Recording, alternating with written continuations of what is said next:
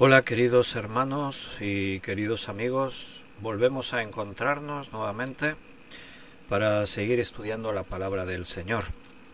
Vamos a estar hoy estudiando el libro de Éxodo y vamos a comenzar el capítulo 14, que es una de las escenas más conocidas de la Biblia, que es cuando los israelitas cruzan el Mar Rojo. Entonces vamos a hacer una oración, le vamos a pedir al Señor que nos dirija, vamos a confiar en Él este tiempo y comenzamos. Vamos a orar. Señor, muchas gracias porque tú estás con nosotros siempre, nunca nos abandonas, jamás cesas en cumplir tus propósitos en nuestra vida.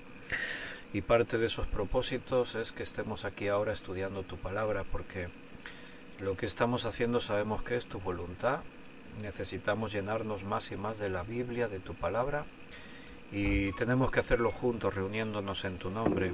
Así que aquí estamos, Señor, con la disposición de que tú nos hables y nos puedas, Señor, mostrar hoy también lo que nos quieres decir a través de tu palabra.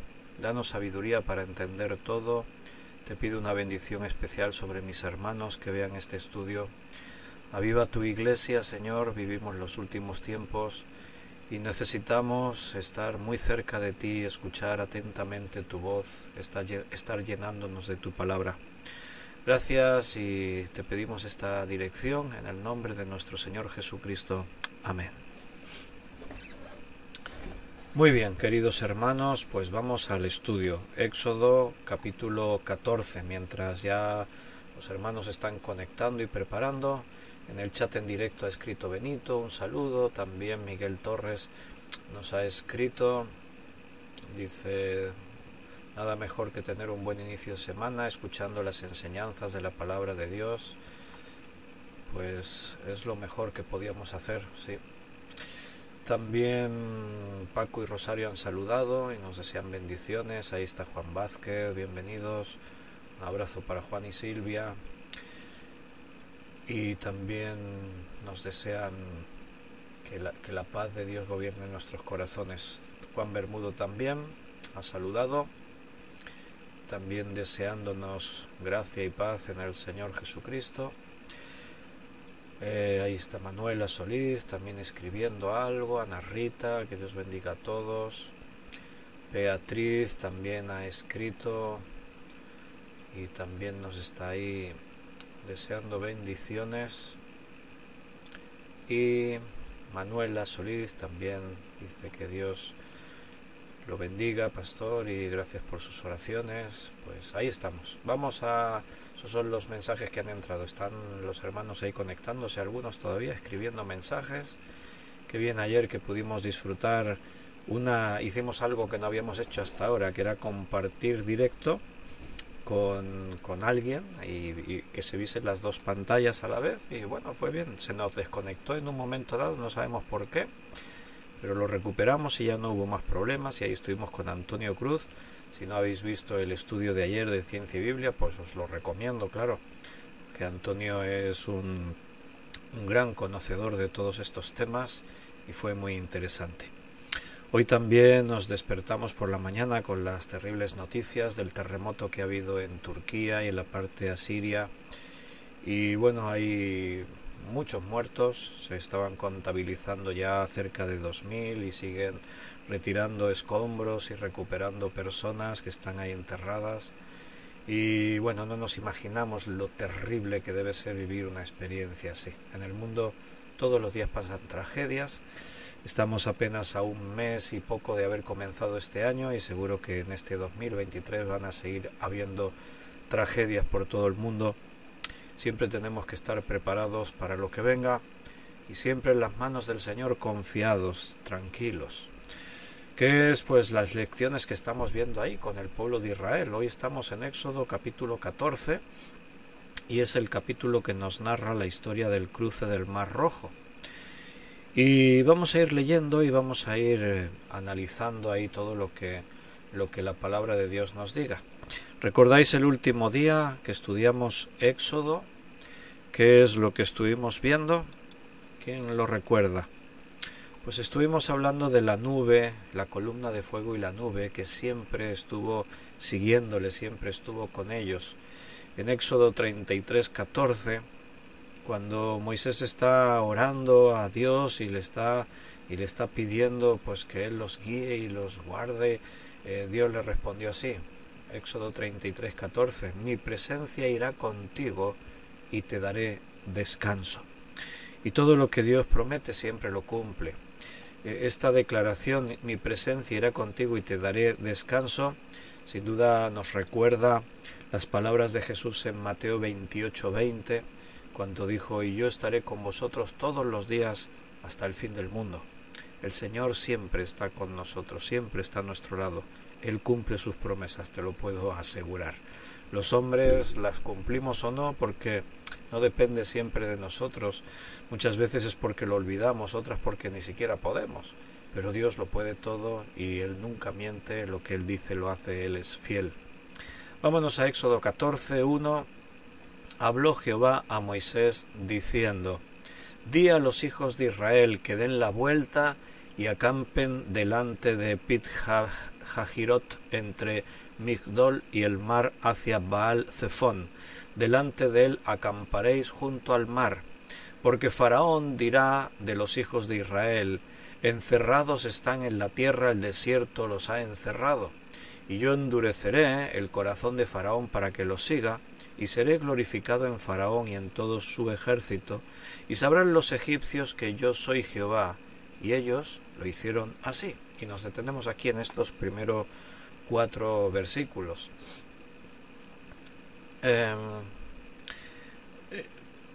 Ellos, recordemos un poquito, salieron de Egipto apresuradamente. Primer día fueron a Sucot. Después de Sucot fueron a Etam. Y ahí han estado los 3 primeros días. ¿Recordáis que la petición a Faraón era déjanos ir por 3 días para que rindamos culto a nuestro Dios en el desierto y después volveremos? Eso fue lo primero que Moisés le planteó a Faraón y Faraón nunca quiso dejarles ir. Es evidente que Faraón no está pensando se han ido 3 días y volverán. ¿Por qué? Porque se fueron y se llevaron todo, o sea, no han dejado nada. Se llevaron los animales, se llevaron sus enseres, los carros, todo, y aún sacaron el oro y las alhajas, las joyas, las piedras preciosas que los egipcios les entregaron voluntariamente para que se marchasen. Los egipcios no quieren que vuelvan, ya te lo aseguro yo. Si por ellos, si por el pueblo hubiese sido el pueblo egipcio, no habrían esperado las 10 plagas, la muerte de los primogénitos. Fue Faraón en su vanagloria, en su egocentrismo, en su prepotencia. Él se cree Dios en la tierra, la encarnación del dios Ra. Bueno, pues ha sido Faraón el que llevó a esa situación tan dramática. Entonces no es que estén ahí volviendo, pero a los 3 días, digamos que era el punto de decir, bueno, seguimos. Evidentemente ahí nadie se va a plantear volver a Egipto. Dios los quiere llevar a la tierra que prometió a sus antepasados. Entonces Faraón tampoco está pensando de que ellos vuelvan, no es una sorpresa para él. ¿Cómo que después de 3 días no van a volver? No, él ni se lo planteó, ¿no? Ahora, eso sí, lo que Faraón va a hacer es recapacitar, se va a olvidar de las 10 plagas, de todo lo que ha pasado, y su ira se va a encender después de 3 días. Es como que asimila nuevamente la situación. Ha sido un golpe muy duro, la muerte de todos los primogénitos de Egipto, pero ahora de pronto pues Faraón reacciona, Dios se anticipa, recuerda, como siempre, ya lo vimos el otro día, Él no los lleva por el camino del mar, porque sabe que allí los filisteos les van a hacer frente, ellos se van a asustar y se van a volver a Egipto, y otros propósitos que son los que íbamos viendo y los que vamos a terminar de ver hoy. Entonces Dios siempre se anticipa a los acontecimientos. Hermanos, eso nos tiene que dar una seguridad y tranquilidad. Quiere decir, estas enseñanzas quieren decir que nuestras vidas están en sus manos y Dios sabe lo que va a ocurrir donde nosotros no sabemos. ¿Alguno de vosotros me puede asegurar qué pasará mañana?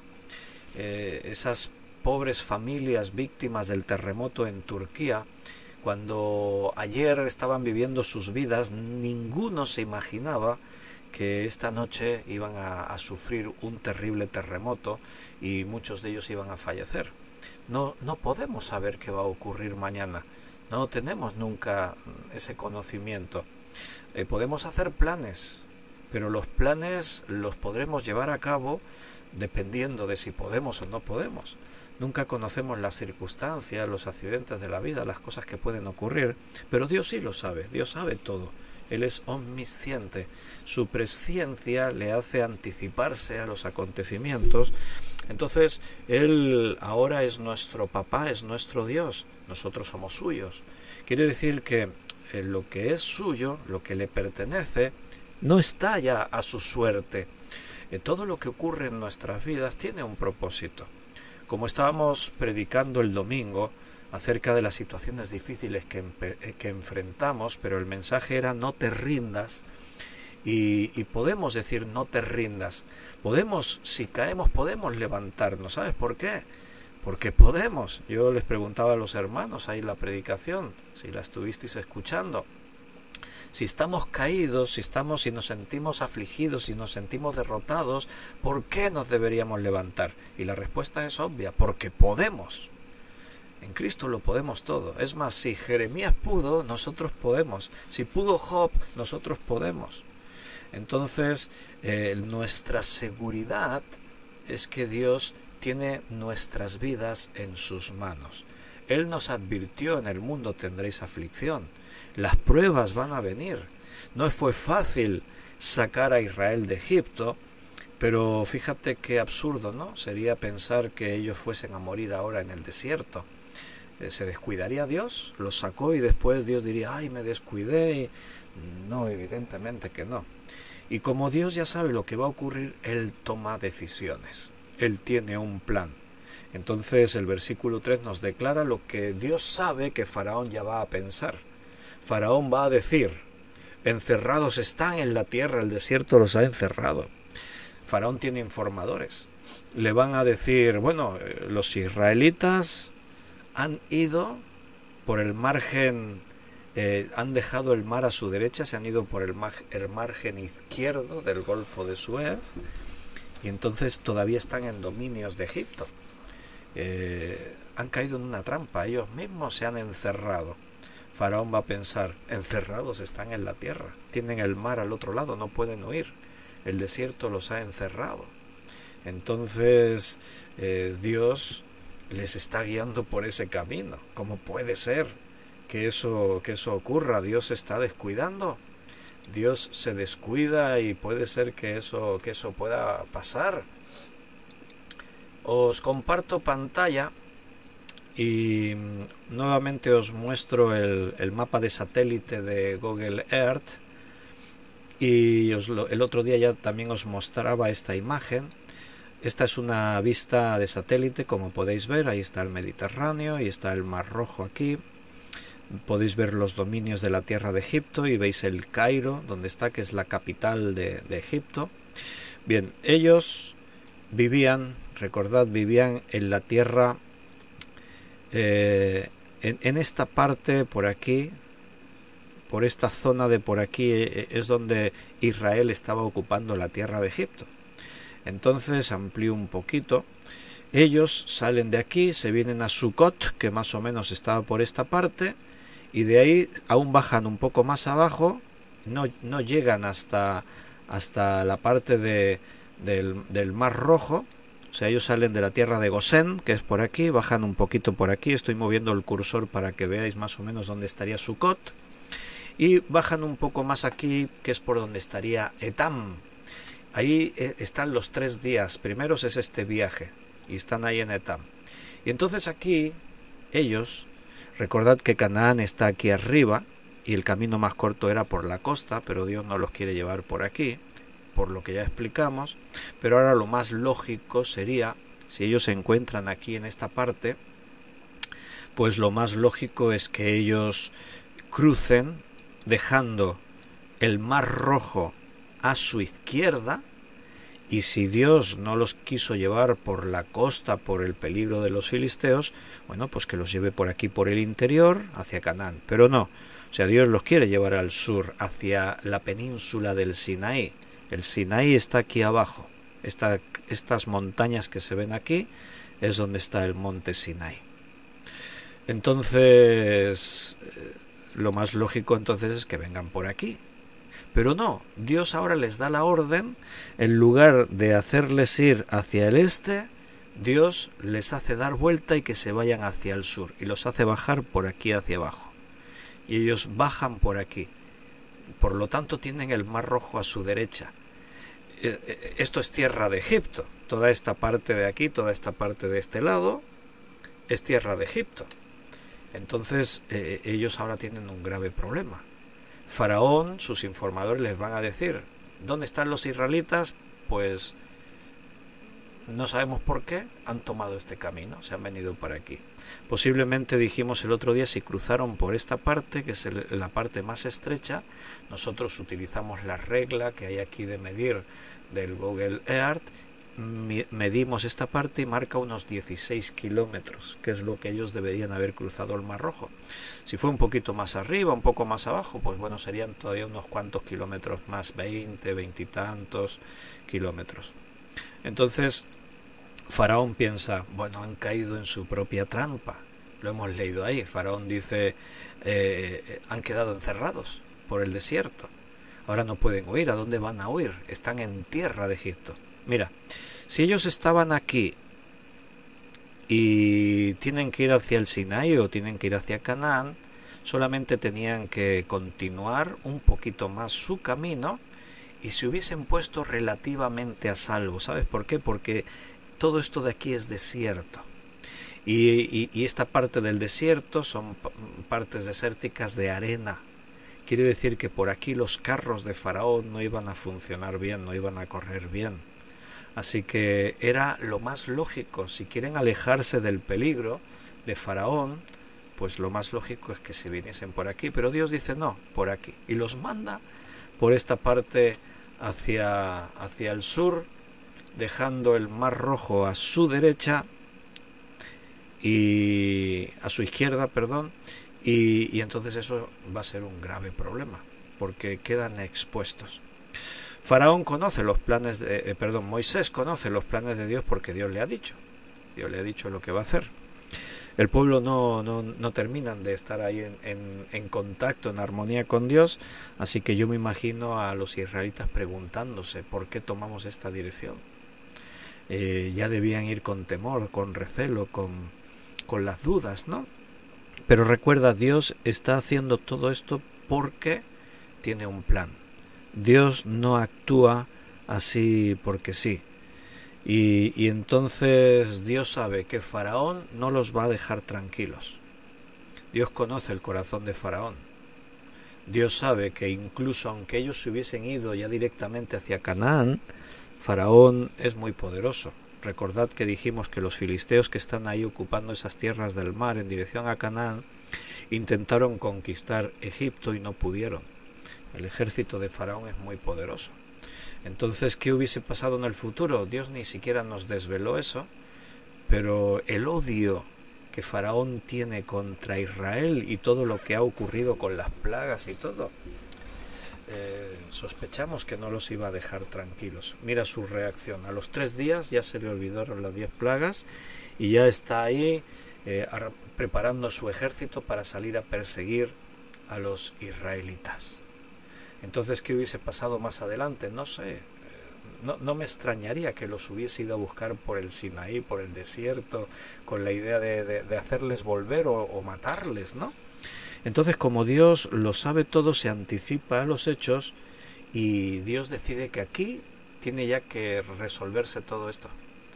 La resolución tiene que ocurrir aquí. No vamos a prolongar más, porque Dios tiene planes para su pueblo y la historia con Faraón se tiene que terminar sí o sí aquí. Dios es quien decide. Nuestro enemigo es Satanás y él vamos a utilizar esta forma metafórica, ¿no?, de lo que aquí pasó. Cuando nosotros salimos de la esclavitud, cuando Israel salió de la esclavitud, Faraón no estaba dispuesto a dejarles tranquilos. Cuando nosotros salimos de la esclavitud del pecado, el enemigo no está dispuesto a dejarnos tranquilos y nos persigue, como persiguió Faraón a Israel. Pero recuerda, somos propiedad de Dios. Dios tiene el control de tu vida. Satanás no puede tocar un cabello de tu cabeza si Dios no lo permite. Más poderoso es el que está en nosotros que el que está en el mundo. ¿Quién está en el mundo? Satanás, dice la Biblia. Entonces somos de su posesión. Es cierto que Dios a veces deja que Satanás nos toque porque Él lo usa para sus planes, para probarnos, para fortalecernos, como ocurrió con la vida de Job, o como Jesús dijo, el diablo me ha pedido para zarandearos como se zarandea el trigo, y yo he rogado por vosotros. O sea que a veces Dios deja que Satanás nos zarandee, pero no somos sus víctimas, no estamos bajo su total poder, estamos ahí según la voluntad de Dios y con los límites que Dios quiere ponerle a Satanás, porque Dios tiene sus propósitos. Entonces, una marcha corta los pondría relativamente a salvo, pero digo relativamente porque no sabemos hasta dónde Faraón estaba dispuesto. Así que Dios tiene un plan.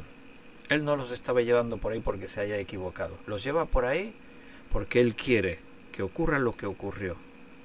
Él los quiere llevar a la orilla del Mar Rojo, quiere que su pueblo cruce el Mar Rojo y quiere eliminar al ejército de Faraón en el Mar Rojo. Podríamos decir que lo que Dios está haciendo es montando una emboscada para Faraón, para su ejército. ¿Por qué Dios hace las cosas como las hace? Mira, nosotros no podemos cuestionar a Dios.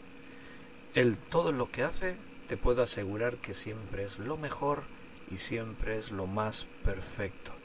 Dios ahora quiere atraer a Faraón hacia su derrota en el Mar Rojo, y eso es lo que va a hacer. Dice ahí versículo 5, voy a leer del 5 al 9, y fue dado aviso al rey de Egipto que el pueblo huía, y el corazón de Faraón y de sus siervos se volvió contra el pueblo y dijeron, ¿cómo hemos hecho esto de haber dejado ir a Israel para que no nos sirva? Y unció su carro y tomó consigo a su pueblo, y tomó 600 carros escogidos y todos los carros de Egipto y los capitanes sobre ellos, y endureció Jehová el corazón de Faraón el rey de Egipto, y él siguió a los hijos de Israel, pero los hijos de Israel habían salido con mano poderosa.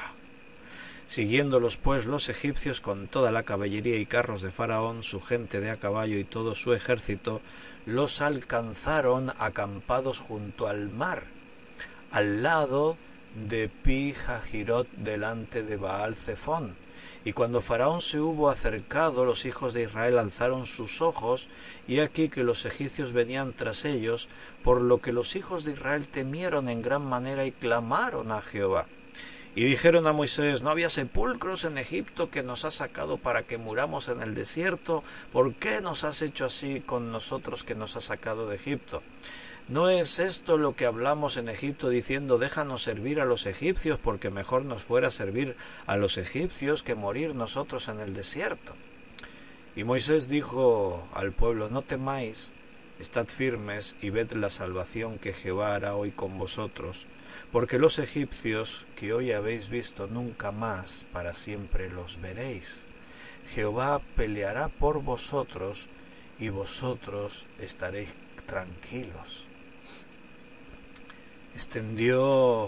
Entonces Jehová dijo a Moisés, ¿por qué clamas a mí? Di a los hijos de Israel que marchen, y alza tu vara y extiende tu mano sobre el mar, y divídelo, y entren los hijos de Israel por medio del mar en seco, y he aquí yo endureceré el corazón de los egipcios, para que los sigan, y yo me glorificaré en Faraón y en todo su ejército, en sus carros y en su caballería.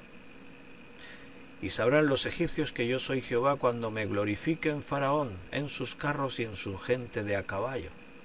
Y el ángel de Dios que iba delante del campamento de Israel se apartó e iba en pos de ellos, y asimismo la columna de nube que iba delante de ellos se apartó y se puso a sus espaldas.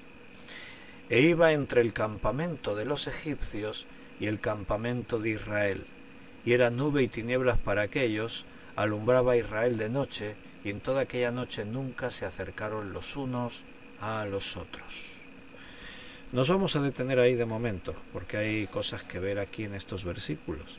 Lo que continúa todos lo sabéis, no os voy a hacer spoiler si digo que el Mar Rojo se abre y todos cruzan y después el ejército de Faraón se ahoga, ¿verdad?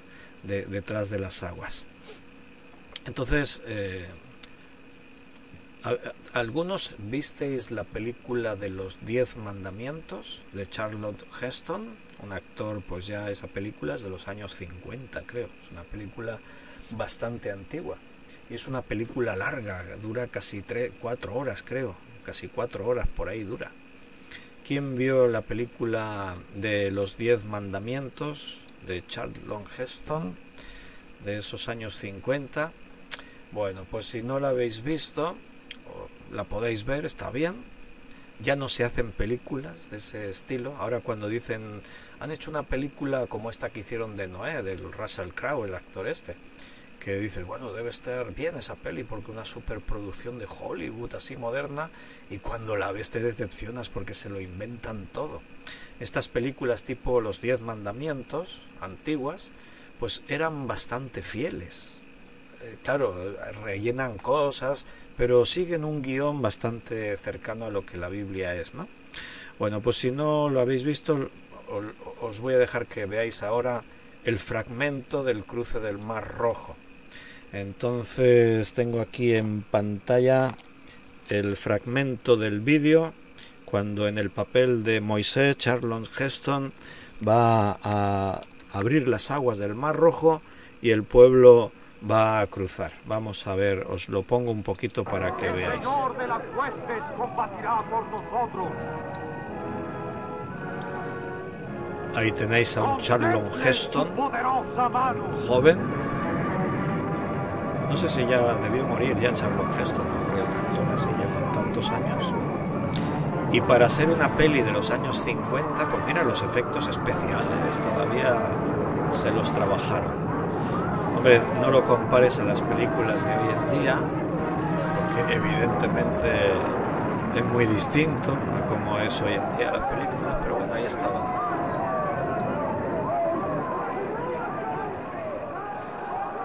Y ahí se abren las aguas. Dios abrió el mar con su soplo poderoso. Dice, Dios abrió el mar con su soplo poderoso. Condúcelos por en medio de las aguas. Se supone que este es Josué, digo yo, no sé. Abre las aguas ante Y ese es nosotros, Faraón, ojos, que y está nos ahí corta con el su camino al carro. fuego. Vayámonos de este lugar. Los soldados no pueden pelear contra Dios. Mejor morir en la batalla con un Dios que morir en la vergüenza. ¡Alabado sea Dios y vamos adelante! ¿Qué os parece? Venga, a cruzar el mar todos. Fíjate, ahí vamos. Yo creo que en estas escenas, si os fijáis un poco, aquí más de uno se debió hacer daño. Porque ahora hay uno de estos carros que se ven ahí bajando, hay unos que van detrás del carro y se ve cómo se caen y todo. Ahora se lo debieron pasar bien en estas escenas. Y también es curioso observar los bártulos que llevan y todo eso. Todos los gansos esos corriendo por ahí, fíjate. Mira, estos de aquí se caen. Ahí hay unos que van detrás del carro y se caen ahí rodando por detrás del carro. Mira el carro ahí por encima de los bártulos. Mira esos cómo se han caído ahí. ¿Lo has visto? También esas películas estaban entretenidas. Mira, ese pobre hombre lo llevan ahí en una camilla en vez de llevarlo en un carro, no sé por qué. Y ahora ya van cantando todos. Cantaban muy bien, fíjate. Voy a dar un salto al minuto 4 de esta escena, que es cuando, mira, se le ha roto la rueda al carro, nada, ahí hay un tipo forzudo, dice, deja la rueda, y ya se lo lleva él el carro así, aguantándolo. ¿Tanto así vale tu vida? Y os voy a poner pues la escena ya cuando se retira lo que hemos leído, el ángel de Dios que estaba ahí con la columna detuviendo al ejército faraón para que no se acercase a ellos, y ahora ya pues tocan el ataque. Ahora ya Faraón se lanza al ataque contra todos los israelitas. Hemos leído que Faraón preparó su carro y llevaba 600 carros escogidos. Se entiende que estos 600 carros escogidos eran la guardia personal de Faraón, eran carros especiales. En esta película los carros que estáis viendo, fijaos en el carro de Faraón y los carros, la verdad es que son muy auténticos, muy fieles a la realidad, porque existe en el Cairo, existen carros de la época de Tutankamón y de Amofis II, y los carros son así, o sea que se documentaron bien en la película para hacer todas estas escenas. Y estas películas pues utilizaban un montón de extras, un montón de gente, y para ser esos años pues la verdad es que se lo curraban bastante, estaban bien hechas, ¿no? Entonces esos 600 carros escogidos por la historia, se sabe que los componían 3 personas, uno conducía y 2 soldados iban con arco, con flechas, con espada en el carro. Hemos leído que el resto de los carros de egipcios también lo siguieron. El resto de los carros normales, estaban compuestos por 2 personas. Uno conducía y el otro disparaba, como podéis ver aquí en estas escenas.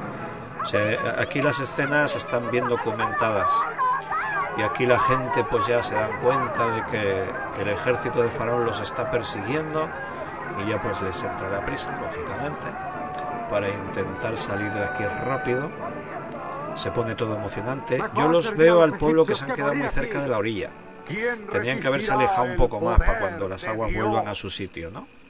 Pero bueno, alguno que otro se va a mojar los pies aquí. Lo estoy viendo venir. Pero bueno, ahí ya las aguas vuelven a su sitio, como podéis observar. Y el ejército de Faraón, dice la Biblia, que pereció ahogado. Todo el ejército de Faraón. Mira, os lo he dicho, que más de uno se iba a mojar, se habían quedado muy cerca de la orilla. Pero bueno, no han sido graves los daños. Se han mojado algunos un poco. Y ahí Faraón pues contempla cómo su ejército perece bajo las aguas y es destruido. El gesto de... Creo que este actor se llamaba Jules Brindler o algo así. Tú has soplado con tus vientos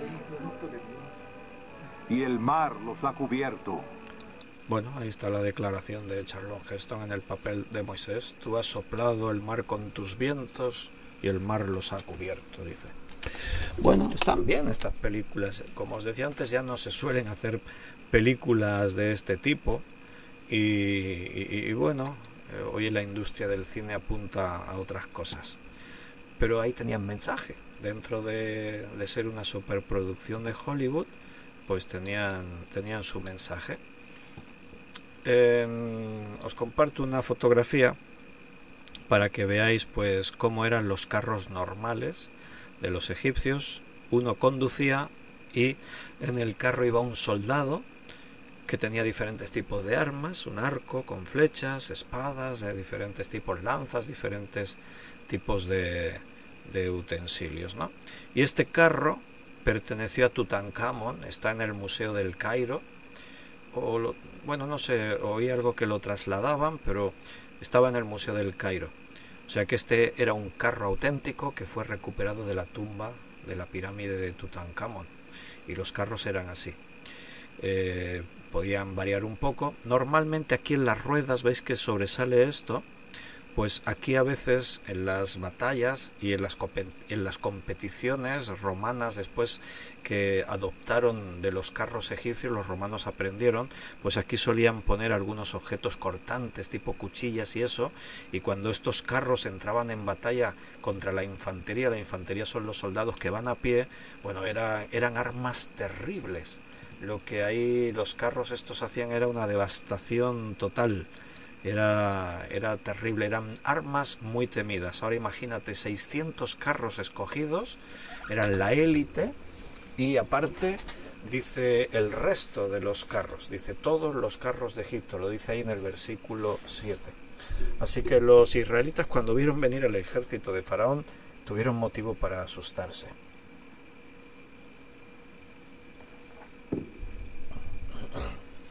Hay unos cuantos de vosotros, hay algunos de vosotros comentabais, ¿no?, que Paco y Rosario la habían visto, la película, no sé si Juan Bermudo también, Miguel Torres dice, disculpe, Pastor Víctor, he escuchado que hay efectivos que dicen que el mar les daba solo por las rodillas, ahora lo comento. Juan Vázquez dice, preciosa película, a Juan le ha gustado esa, ¿eh? Y Beatriz dice que cada Semana Santa la veía porque la pasaban por la tele. Muy bien. Sí, lo que dice Juan Vázquez es verdad, porque los que tratan de explicar, ¿no?, la historia y cómo puede ser que cruzasen el Mar Rojo, bueno, pues algunos dicen que es que cruzaron precisamente por una zona que son algo así como unas marismas. Mira, si os comparto otra vez la imagen del Google Earth, veis que aquí está, esto es el Golfo de Suez, que es esta parte del Mar Rojo más estrecha. Hay dos golfos. Este golfo de aquí es más pequeño, este es el más grande, que ya hemos dicho más o menos debieron cruzar por aquí. Pero algunos, tratando de buscar una explicación, dicen que por estas zonas antiguamente seguramente el Mar Rojo estaba conectado al Mediterráneo. Antiguamente no sabemos bien cuándo, puede ser antes del diluvio. Entonces en los tiempos de Moisés pues quizás ya estaba muy parecido a como está ahora, pero hay algunas zonas como esta que podría ser que hubiese como una especie de marismas. Unas marismas son unas partes del mar pero que tienen muy poca profundidad. Como decía ahí Miguel Torres, podría ser que el agua le llegase por las rodillas, y entonces algunos han sugerido que en realidad no cruzaron por el Mar Rojo, sino que cruzaron por ahí, por unas marismas donde no había profundidad, y por lo tanto cruzaron que el agua les llevaba por las rodillas. Entonces, cuando a un creyente alguien le estaba diciendo eso, el creyente dijo, pues mira, con más motivo todavía me maravillo del poder de Dios, porque me sorprende tanto que el ejército de Faraón se ahogase en 40 centímetros de agua. Bueno, pues busques la explicación que busques, Dios hizo el milagro. Y no, dice ahí, el texto dice que se abrieron las aguas del Mar Rojo y pasaron, y que después las aguas volvieron y el ejército de Faraón murió anegado por las aguas.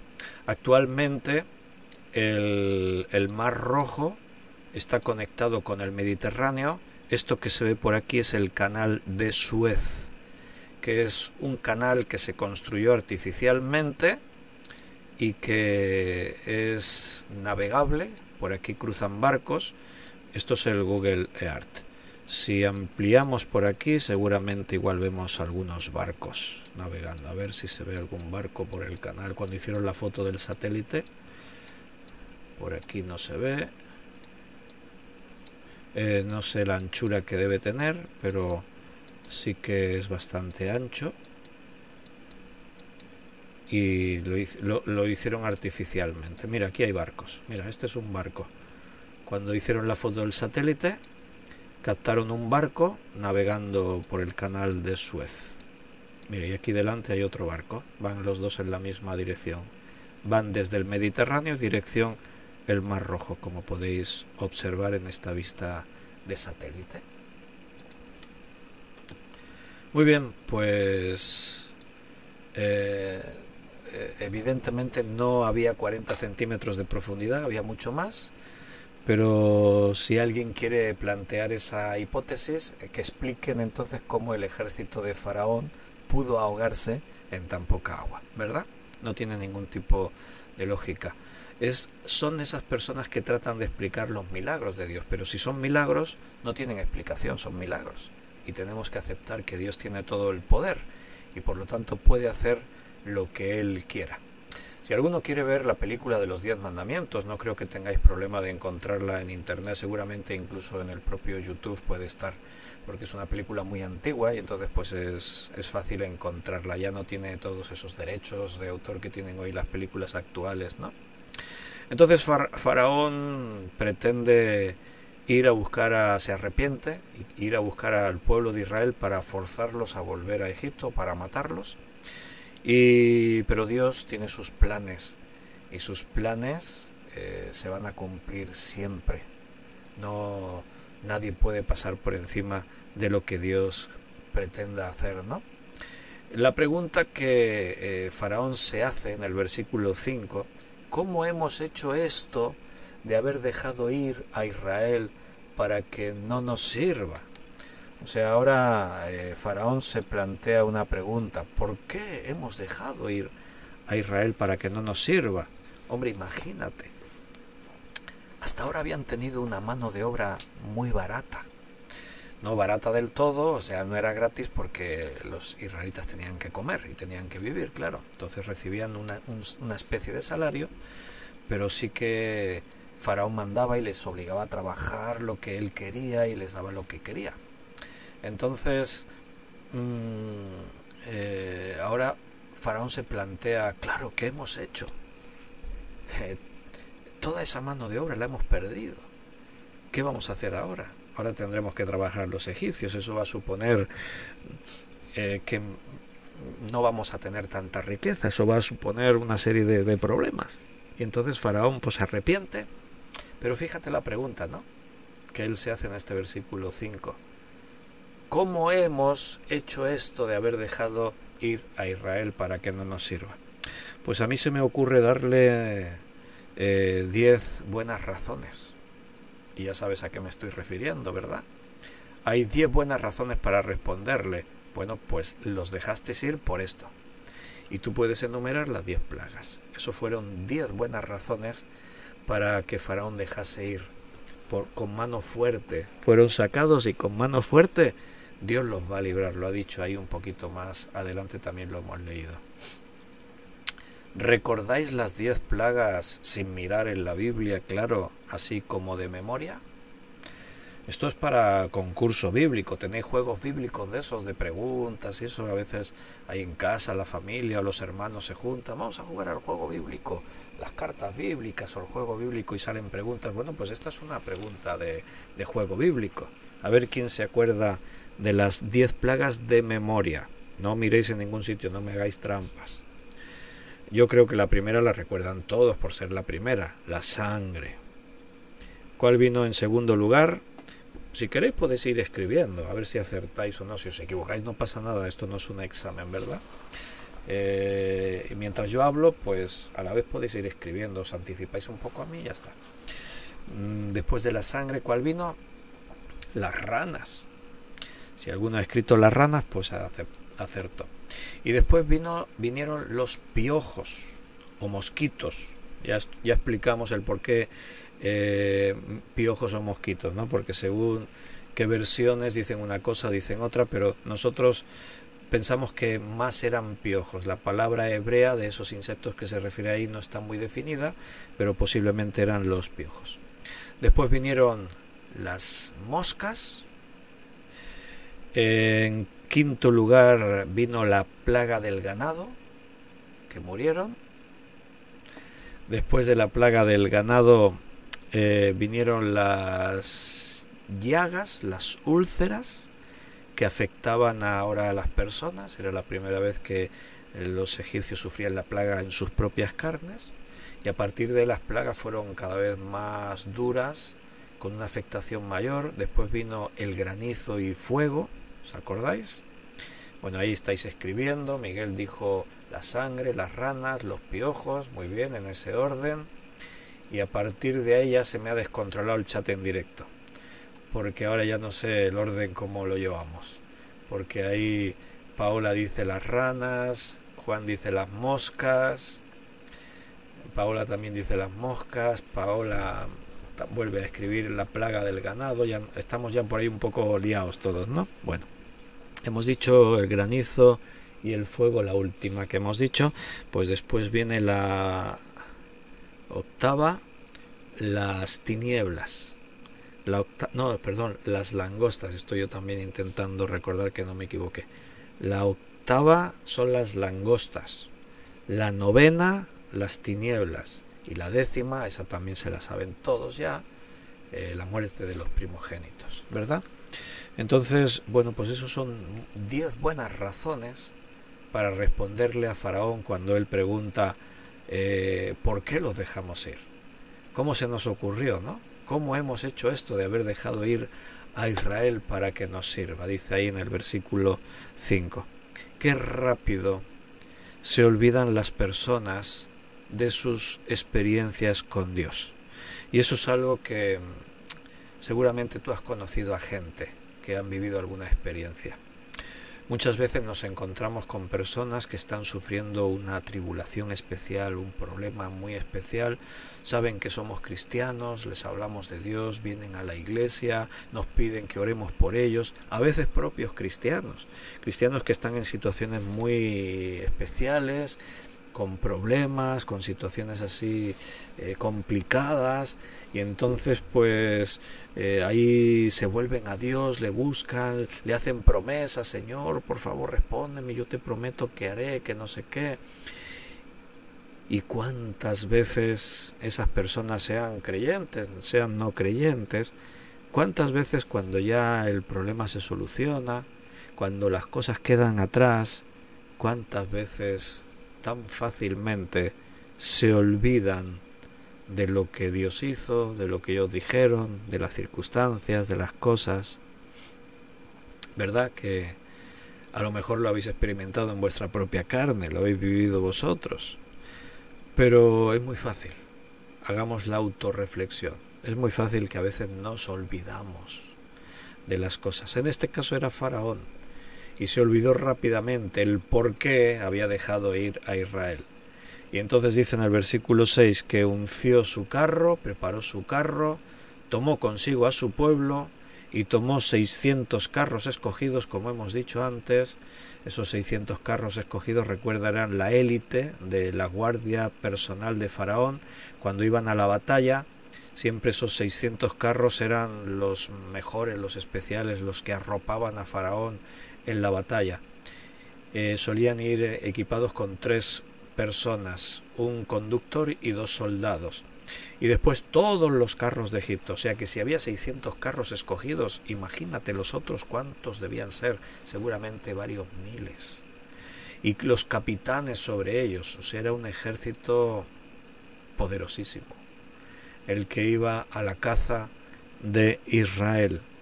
Y dice ahí que endureció Jehová el corazón de Faraón, el rey de Egipto, y siguió a los hijos de Israel, pero los hijos de Israel habían salido con mano poderosa. Recuerda, lo estuvimos ya hablando, eso de que Dios endurece el corazón de Faraón cuando las plagas. Y aquí quiero que te des cuenta que cuando fue dado, versículo 5, aviso al rey, o sea, dice Faraón y sus siervos se volvió contra el pueblo. Y después es cuando dice que Jehová endureció su corazón. Lo que Dios hace ya es tomar la iniciativa. Ya Faraón tomó su decisión. Voy a ir a buscarles. ¿Y ahora qué hace Dios? Entra en la escena para cumplir sus planes. Pero no es que esté obligando a Faraón a hacer esas cosas. No es que está obligando a Faraón a decir no voy a dejar ir al pueblo. No. Faraón es libre. Precisamente las plagas vienen precisamente por eso. Porque Faraón no está dispuesto a dejarle ir. No sé si Faraón se engaña a sí mismo y piensa que las plagas son el límite del poder de Dios y que ahora es el momento para atacar a Israel. Pues no sabemos lo que está pasando por la cabeza de Faraón. Pero déjame que resalte lo último que hemos leído en el versículo 8. Pero los hijos de Israel habían salido con mano poderosa. La idea de las palabras hebreas que aparece ahí con mano poderosa, las palabras hebreas serían Ruum Yad. De esas 2 palabras hebreas se ha traducido al castellano mano poderosa, Ruum Yad. Y esto nos da a entender la idea de una rebelión contra la autoridad.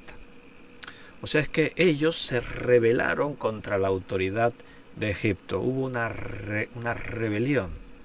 Pero esta mano poderosa, esta rebelión vino de parte de Dios, no fue una iniciativa propia del pueblo. Si buscamos en el Antiguo Testamento, en otro lugar que aparezca la misma expresión, Ruum Yad, se escribe, para los que tomáis nota, se escribe R-U-W-N, es una palabra, y la segunda palabra Y-A-D, Ruum Yad. Entonces, en otro lugar que aparece esta expresión es en el primer libro de Reyes, capítulo 11, versículo 26 y 27, cuando dice allí que también Jeroboam, hijo de Nabat, efrateo de Sereda, siervo de Salomón, cuya madre se llamaba Zerúa, la cual era viuda, alzó su mano contra el rey. La causa por la cual éste alzó su mano contra el rey fue esta: Salomón, edificando a Milo, cerró el pórtillo de la ciudad de David su padre. Esa expresión que aparece dos veces, una en el versículo 26 y otra en el 27, alzó su mano contra el rey, es la misma expresión que aparece aquí, diciendo que con mano poderosa han salido con mano poderosa. O sea, esta rebeldía que aparece en Israel aparece envalentonados, porque ellos nunca se atrevieron a levantar un dedo contra Faraón. Ahora lo que está ocurriendo ahí es porque Dios tomó la iniciativa y es Dios el que ha traído a Moisés para obrar que ellos sean liberados. Entonces Dios le anunció a Moisés, si os acordáis al principio, cuando le dijo: pero Faraón no os querrá dejar ir, pero finalmente yo con mano poderosa obraré en Faraón para que os deje ir. Y ahí está la mano poderosa que lleva al pueblo a la rebelión contra Faraón, a desobedecer a Faraón y finalmente salir de Egipto. En su día estudiamos cómo la mano poderosa de Dios obra en nosotros. Estuvimos leyendo textos por ahí, así que no lo voy a repetir hoy, pero sí refrescaros la memoria y recordad, y conectando con la predicación del domingo, que sea lo que sea que venga a nuestra vida, si el enemigo, en este caso era Faraón, en nuestros días el enemigo es Satanás, detrás de Faraón estaba Satanás, también no te olvides, pero quiere decir que la mano poderosa de Dios está sobre nosotros. El enemigo no puede hacer nada que Dios no quiera. Todo pasa por la decisión soberana de Dios en nuestra vida.